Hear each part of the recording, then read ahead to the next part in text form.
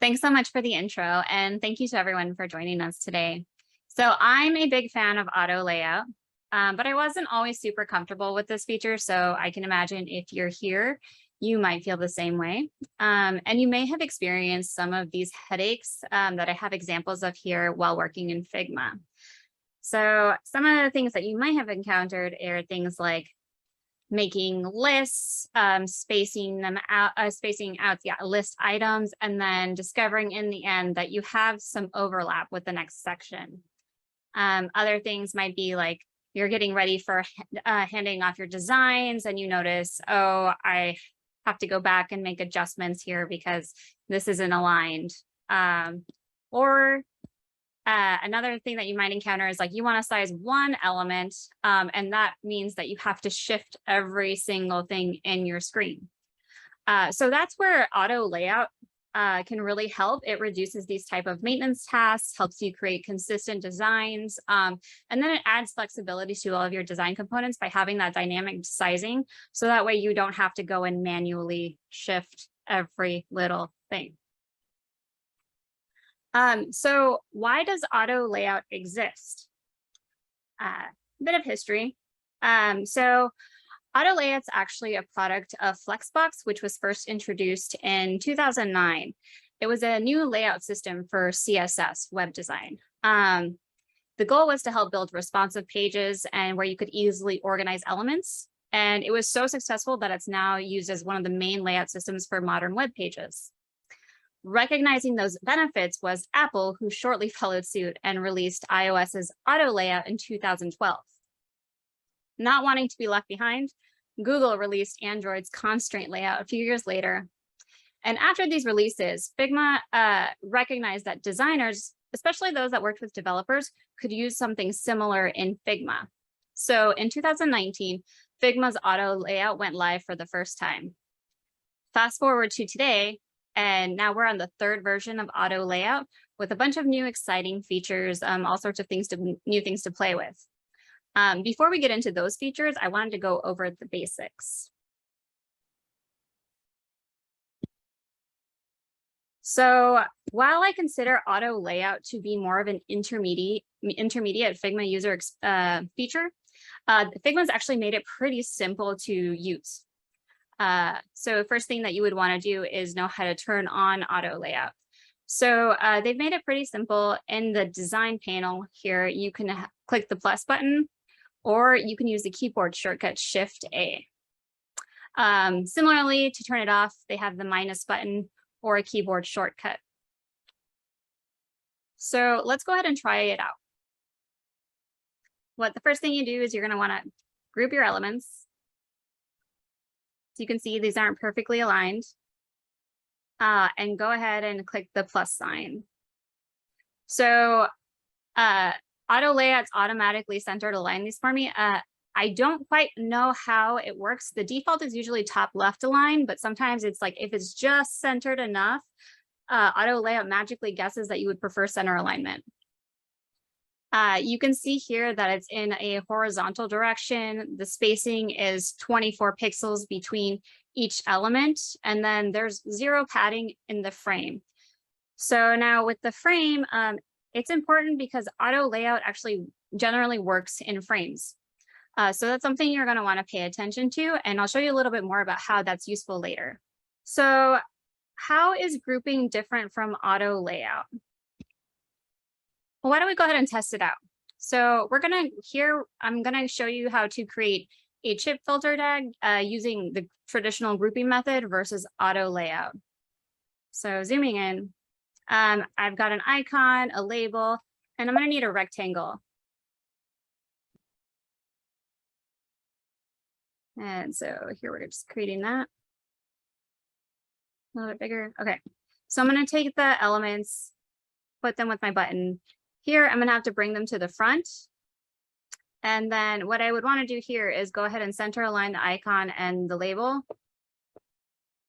Make sure they're closer together. And then I'm going to go ahead and group them so that way I can just double check that everything's aligned properly against the background, the base rectangle. And group that all together. So here I have a group, it's a filter tag, and I don't think I think it's a little too wide, so I want to go ahead and try and shrink it. But you can see how that affects the elements inside. And if I go the opposite direction, you'll see how it stretches as well. So it's not really the best solution to do it that way. So what we would traditionally do is just adjust the rectangle and then adjust the elements inside. So with those steps, we've kind of completed our chip filter. We can round the corners if we want to make it look pretty. And then here we got to go in and then name our layers. So we've got 1, 2, 3, 4, 5 layers to name.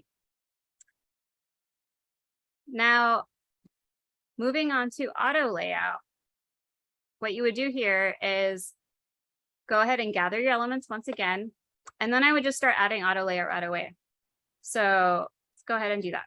It's going to align it for me. I'm going to adjust the spacing. And now remembering how I talked about frames, you can use the frame as your background.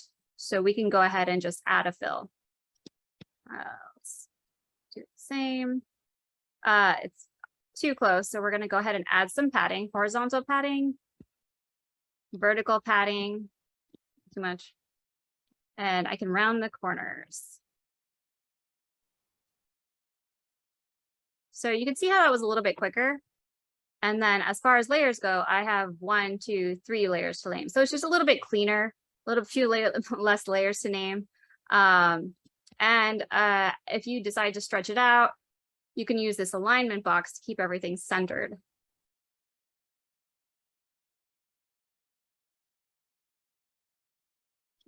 So where auto layout really shines is a responsive design. So I wanted to give you guys an example of that. And I tried to find something that could be particularly annoying without auto layout. And so I thought of a calendar. Now, a calendar by itself may not need auto layout. The Figma alignment tools can actually work pretty well. Tidy Up comes to mind. But what happens when you need to design for multiple platforms? You need to design for different breakpoints. So if we try that with this version, which is just grouping, traditional grouping, it's not too bad, but you can see that they're stretching, and that's not ideal. You don't want to have to go in and manually adjust that. So that's why I would suggest auto layout over just traditional grouping. All right, let's go ahead and try and build it. So we're going to need 1, 2, 3, 4, 5, 6, 7 days in a week. And then we need some days of week. And we're going to go 1, 2, 3, 4, 5, 6, 7. Okay. So this already looks like chaos because it's all spread out all over the place. But that's another reason to like auto layout, because you could just add your auto layout. It's already aligned. Let's say I want 8 pixel spacing. That's great. Same thing here. Add your auto layout, 8 pixel spacing. You've already done a lot within maybe a minute. So when thinking about auto layout, you have to think about it in rows and columns and how you want them to move. So thinking about the date row, generally, if I'm going to make something bigger, I expect the containers holding the dates to get larger, both vertically and horizontally.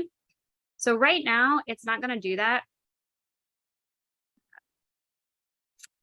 because inside all of these cells are currently fixed. So these are the resizing tools that you would use when you're working in with responsive design. So for both of them, because you want them to expand as the container moves, you want them to fill the container.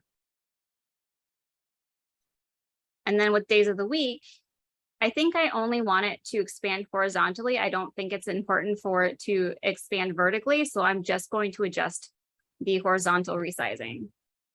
And so here you'll be able to see, as soon as I can grab a hold of it, that the containers are adjusting to the parent container. All right, so what else do we need? We need a couple more rows of dates.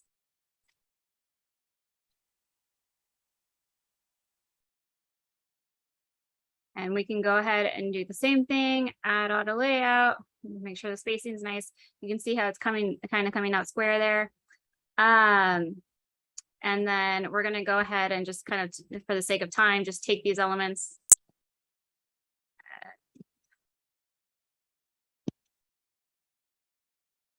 Hand them over here. Okay. So when I said to think about working about rows and columns, this is one instance where you want to think about it because you're going to want these elements to stay together. So I'm going to just go ahead and leave auto layout 4 pixel here. Just leave it as the default. And then I also want these 2 icons to stick together as well. So I'm just going to add the default there. However, when this row moves, I want this section to move along with it. And so what I would do here is change it from packed, which is a fixed pixel spacing between the elements, to space between. So it's an auto margin between the elements. So when you move it, it moves side to side. And from here, I'm going to go ahead and put in a big frame by putting auto layout over all the elements. So it's evenly spaced.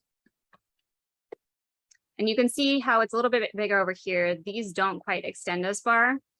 And so this is where you want to go ahead and make sure that everything's filling the container. There too. Filling container. Okay. And I think I need to just double check that these rows are also filling vertically. So that way, when we make adjustments,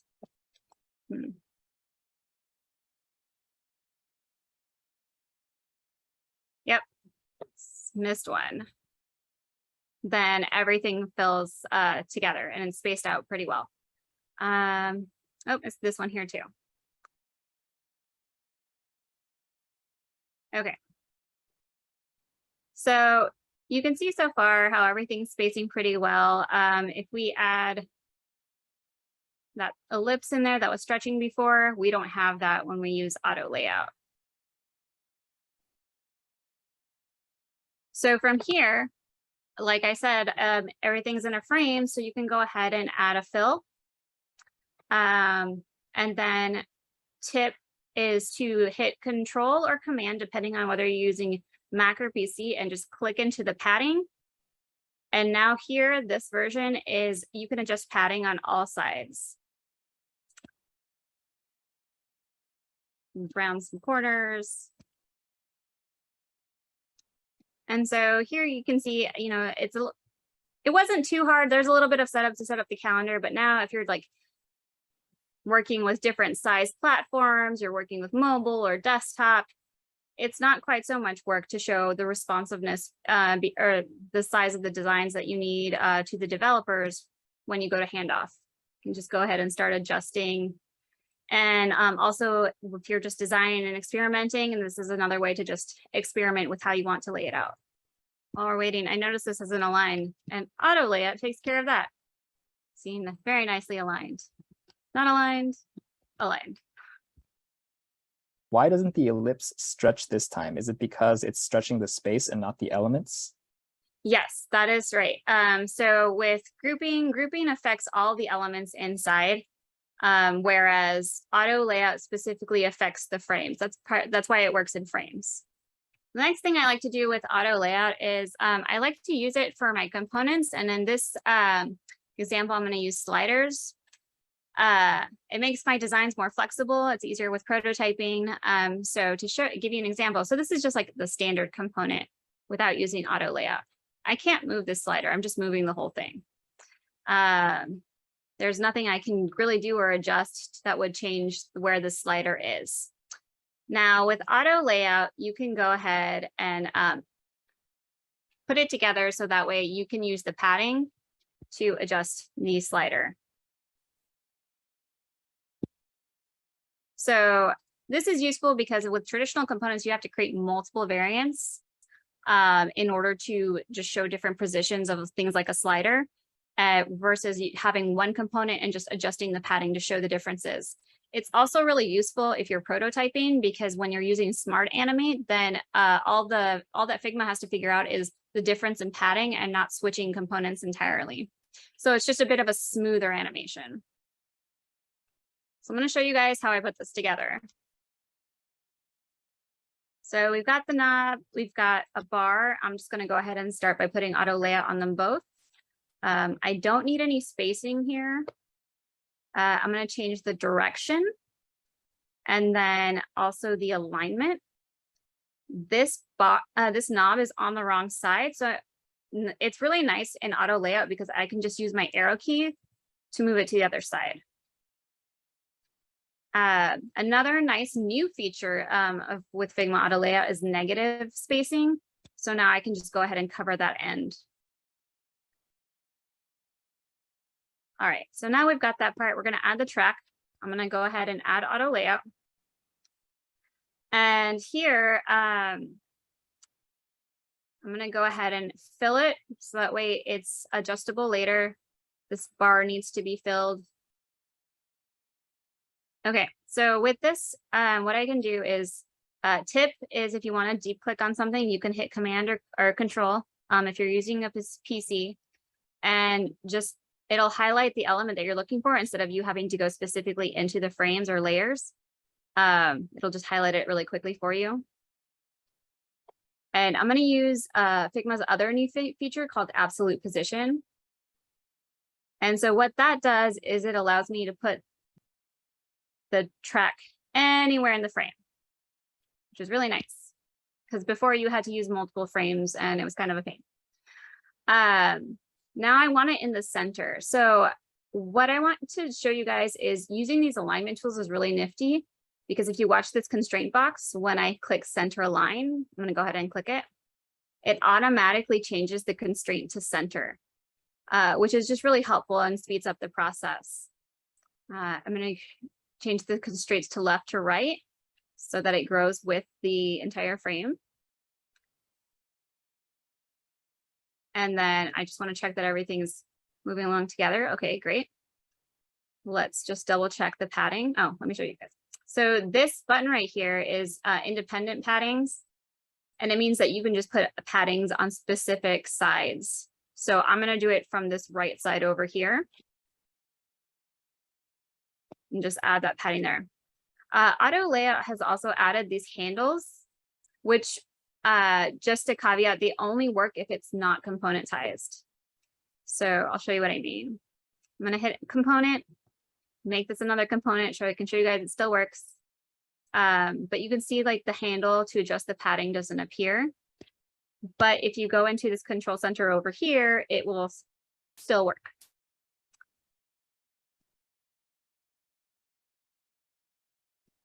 Okay. How did you make that bar fill the whole container? It stretched the line this time? Yes, I stretched the line. So it's going to be this, I believe you're talking about this bar. So this bar, since I hit it, set it to fill, it pushes everything to fill the container. So for example, if it was fixed width, then it would just revert back.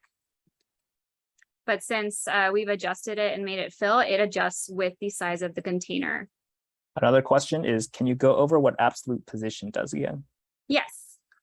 Auto layout creates like an order and a specific spacing. So it's kind of just like the rule set. Absolute position allows you to break those rules and put the track wherever you want. So you don't have to follow the rules that are set by the auto layout, which is like that it has to be up and down, a vertical direction. So if I take this off here, if I take absolute position off, it's going to force it to be vertical direction, a spacing of 15. Whereas absolute position means it can pretty much do whatever. Any other questions? Yeah, so what is the difference between a hug and a fill container, and when would you use either of them? Okay, if you set it to hug contents, then it automatically adjusts to whatever you have set for padding, for either horizontal or vertical, and then it hugs the elements inside. So if we were to have 0 padding here, then it would just hug until the the actual elements, the icon and the text goes down that far. Fill only works if it's inside another frame. It doesn't work on its own. So that's why you'd see the only options here are fixed width and hug contents. Can you explain the down and right arrow that appear at the top of the auto layout window? So right now, this is going in a horizontal direction. It's 8 pixels apart. If I was to click on the vertical direction, it would just adjust the direction that it's going. So this is your column version, and it's again 8 pixels apart. So the spacing stays the same. It's just the direction that it's going. So auto layout works really, really well for card design. It's pretty much where I use it most of the time is in card design. So I wanted to show you guys an example of that. We're going to create some cards similar to the examples over here. But I didn't like the photos, so I searched for delicious and Unsplash, and I came up with a bunch of breakfast photos. So we're going to do some breakfast cards. So one tip that I have for you guys with working with auto layout is to work from the inside out. So if you start off with the elements and then you get bigger and bigger, it'll just be a lot easier because you're creating frames around what you've already created versus trying to force your elements to fit into frames. I'm going to break that rule later on, but you'll see why. Okay, so here we go. We got some pancakes. I'm not a copywriter, so something delicious. Let's go ahead and give it a description.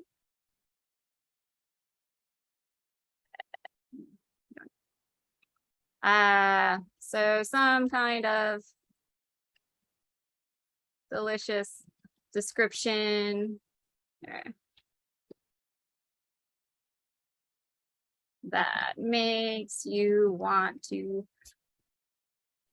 buy the thing you see.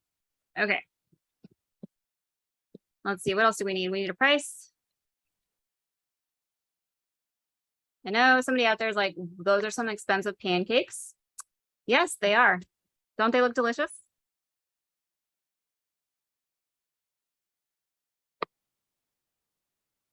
But we're getting a discount too, $100. They must have like gold flakes, maybe. I'm not sure why they're so expensive, but we're going to make them pretty expensive here. All right. So again, thinking in rows and columns, I know that I want this to be a row, so I'm going to go ahead and put auto layout on here. I've been using Shift A, so if somebody's wondering why I'm not clicking the plus sign, it's because I'm using the keyboard shortcut. All right, let's go ahead and adjust the spacing. We're going to put all of the text together. It's fine. We're going to put it together with the photo. All good. Okay. So now you can see here that this frame is really wide. And that's because it's in hug mode. And the biggest thing in hug mode is this line of text right here. So what I'm going to do to fix that is go ahead and use fill, which is going to adjust to the parent container. And so now that the ultimate parent container, the grandparent container, is hugging the photo because that's the widest thing in this group. And then I want to adjust this frame. So I'm going to go ahead and have it fill. So that way everything's pretty aligned. And then I'm going to go ahead and add a background. So you can see like we need padding here. So part of the reason that I put the text in a different frame separate from the photo was I wanted to have specific alignment between the text, but also because I knew I was going to eventually need padding. So these are the things that you'll think about and you'll like come into practice for you as you use auto layout more and more. All right, so again, I'm going to use Command click just to adjust the padding on all sides to work a little bit more quickly. All right, this photo is a little bit too big, so I'm going to go ahead and adjust that. And then I'm going to round the corners. So we're designers and we like round corners. It brings the focus toward the center, lowers cognitive load, helps increase white space when you don't really have a lot of room to finagle with. All right. So we've got a card. What else do we want to add? We want to add an icon. I'm partial to hearts.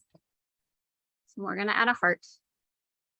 Another nifty trick for auto layout is you can use it to just create the circle behind your icons if you choose to do that. The default is 8 pixels by 8 pixels. I'm going to go ahead and add a fill. And then change the heart to white.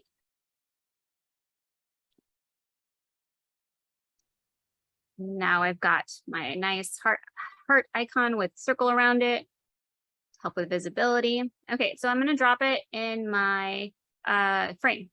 So this is another example of where absolute positioning comes in really handy. So I'm going to hit absolute position. And then again, if I use the alignment tools, it automatically adjusts the constraints. So I'm going to go top align and right align. And so you can see it's top align and right align. And then I'll just adjust it. And since it's already set up the constraints for me, oh, there, we need to fix that photo. Then the heart stays in place. All right, what else can we add? We can add a tag, popular. And again, auto layout to just quickly create the tag. Go ahead and increase the padding and round the corners. Okay. Don't like that. Okay, so now I can just drop it in. And that's me breaking the rule of working inside out. But because it's auto layout, I can just drop it in and everything automatically shifts. Now, I don't really like it up here. I think I might want to move it down. So what I can do again is just use my arrow keys and everything shifts for me. I don't actually have to move everything. I don't have to resize the rectangle behind it. So it just saves me a lot of time and effort. So now with that done, we can make more cards. So I'm just going to copy the properties. If you guys aren't aware, you can just copy properties to change photos.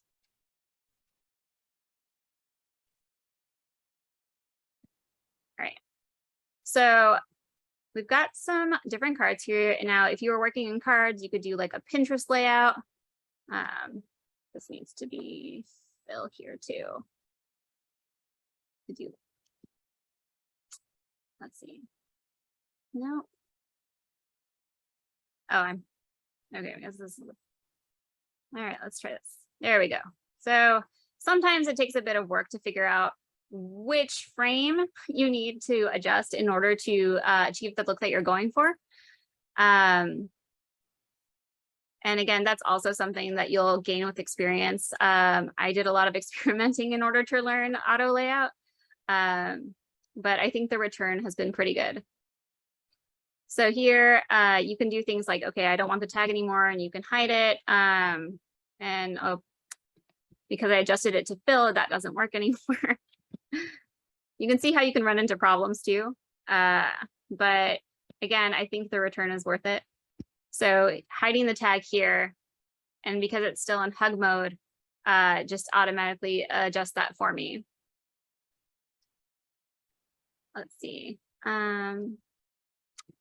Another thing that you can do that's really nice is, actually we'll do it with this one since we set it up. Figma has a new text truncation feature. And so you can add it to copy like this and then set this to fill, because it's going to automatically make the text frame adjust. And then you can adjust your card and see how it truncates, or even can get it to disappear. I haven't played with it too much, so this is pretty much the only use case that I found for it with auto layout. But it's just another thing that you guys can experiment with. And if anyone has a really good use case for it, please let me know, because that would be great. It'd be really fun to use. Okay. There's one question about, can you please show how to copy properties? Yes. Okay. So I'm a keyboard power user, and that's probably why you didn't see me do it. But if you right click, here, let's layouts. I'm going to just put a rectangle so that way we can copy it here. Okay, so we'll right click on this photo and you hit copy properties. It's got the keyboard shortcut next to it. And then you can paste properties. And if you work with a lot of images, it's a lifesaver. So this brings me to handoff. So we've talked a lot about how we can resize things, how we can add elements, really useful for handoff because you can show different things like what it would look like if it had 3 lines. So something delicious if it had a, and here's another spot you'll want to go ahead and adjust. If it had a really long name. So this is what it would look like if it was 1 line, if it was 3 lines. This is important for developers to know because they want to know what the behavior would be. Again, like when I showed you text truncation, that would be an instance where you could show, okay, it truncates once it gets to 2 or 3 lines.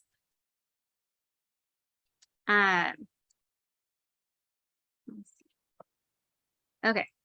And then this is also where you would show things like what it looks like with a tag versus without a tag. And then of course, we want to show what everything looks like in different breakpoints.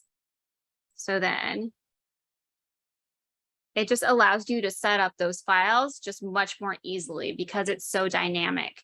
And you as the designer kind of get to experiment with what everything looks like, see if there's any potential issues. It just gives you that flexibility to kind of experiment before it's even in development, which I really enjoy. And then once you become like a power user and it's just like something that you use in your everyday life, like myself, it starts to leak into other aspects like your annotations. This card was used creating auto layout or like other notes. So for example, started creating like annotations and it just helps with my alignment, keeping everything organized, which, you know, helps with visual hierarchy and developers have a lot to go through. So every little bit helps.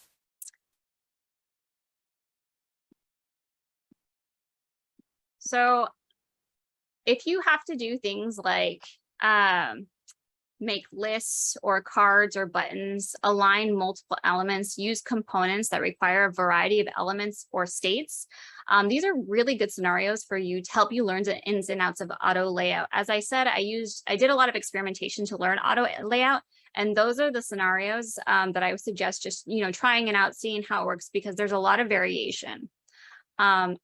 So I really hope that this helps you feel more confident about using auto layout in your next project. And I hope that you learned a lot of tips. If you have any questions, please feel free to ask. But I want to thank you all for coming today. And I hope to see, hear more about what happens next with auto layout. Sorry, I'm rambling, but thank you guys.